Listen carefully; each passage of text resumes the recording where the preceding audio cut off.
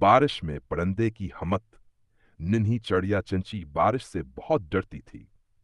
जब भी बादल गरजते या बारिश होती, वो फौरन अपने घोंसले में छुप जाती। दूसरे परिंदे बारिश में मस्ती करते, मगर चंची खौफजदा रहती। एक दिन इसकी मां ने कहा, बेटी, बारिश खूबसूरती और रहमत है, इससे मत डरो। चंची ने हिम्मत की और बाहर निकली।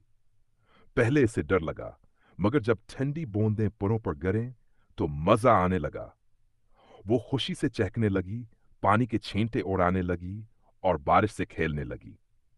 अब चंची बारिश से नहीं डरती थी, बल्कि हर बारिश का इंतजार